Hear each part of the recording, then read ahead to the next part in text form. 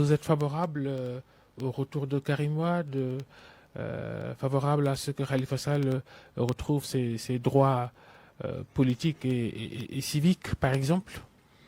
Oui, c'est dans la plateforme du Front de résistance nationale. Hein. C'est un point très très important que Karim Wade et Khalifa Sall, Khalifa Babakar Sall retrouvent leurs droits civiques. Karim Wade me fait dire que lui, il demande une révision de son procès. Et vous la répétez? Ah oui, oui. Il y a quelques jours, lui, il dit que ce qu'il veut. Il y a eu un entretien téléphonique qu'il vous a... Oh, oui, bon, on se parle souvent. Donc, voilà, mais l'un dans l'autre. Il n'est même pas alors pour une amnistie qui pourrait disqualifier... Il n'est pas pour ça, lui.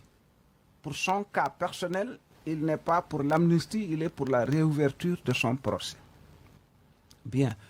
Quels sont les jalons qui ont été posés par lui, par ses conseils, par sa famille politique, sa famille biologique pour ça? Babacar, franchement, voilà un type de question dont je ne veux pas discuter. C'est-à-dire, vous avez un pays où on prétend être en démocratie, où celui qui est à la tête de l'État a éliminé par la loi des adversaires. La justice a déjà délibéré sur le cas Karim Wade. Je termine. La justice a déjà délibéré. L'arrêt de la CRI qui a organisé le procès. Je termine. Alors, il dégage 2 de ses adversaires politiques avant l'élection.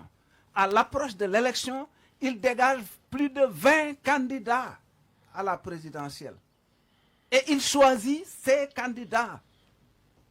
4 candidats. Et on va discuter ici de ça.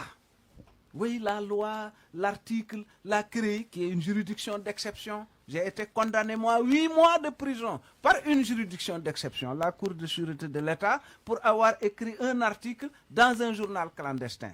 C'était il y a 30 ans ou 40 ans derrière. Voilà où on en est, mon cher ami. On est dans le gouffre. Quand j'entends les gens dire, oui, vraiment, on va vers... Non, on est dedans. On est dedans. Alors, je ne sais pas qu'est-ce qu'il faut pour que on se réveille. J'ai l'impression quand même que ce qui s'est passé en mars est un coup de semonce. Malheureusement que le président de la République, je crois, n'a pas compris. Alors sur Karim Wade, on revient quelques secondes. Qu'est-ce qui va être fait par lui et par vous peut-être pour que son procès soit repris? De toute façon, le Comité des droits de l'homme des Nations Unies a clairement dit ça. Donc, c'est une question de volonté politique. Ce n'est pas des histoires de droits, d'articles, de lois. Non, non, non.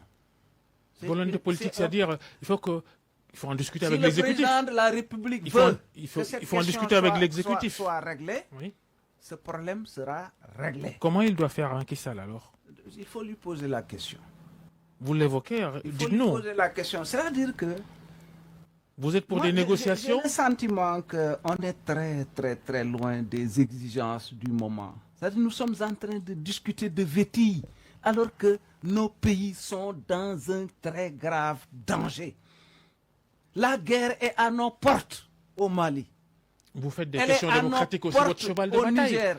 Elle est à nos portes. C'est vous qui submergez l'opinion en Côte d'Ivoire. C'est vous les hommes politiques. C'est vous les hommes politiques qui submergez l'opinion de questions politiciennes. Ne vous en offusquez pas. Quelles sont ces questions? Karim Wade de Khalifa Sall. Oui, élection locale, ça a tenu décembre, janvier, voilà, où on en est aussi. Alors ça, vous allez dire les politiciens.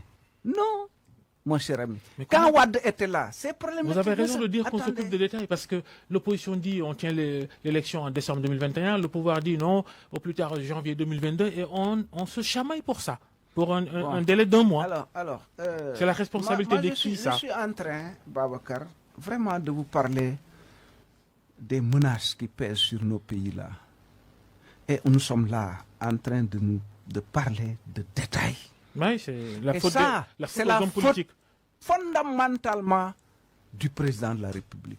C'est-à-dire que Macky Sall aurait dû aujourd'hui prendre de la hauteur, comprendre ces enjeux-là et décider d'apporter les transformations qu'il faut pour que le Sénégal continue d'avoir la stabilité, la paix, mais également de servir quand même de référence jusqu'à un certain point.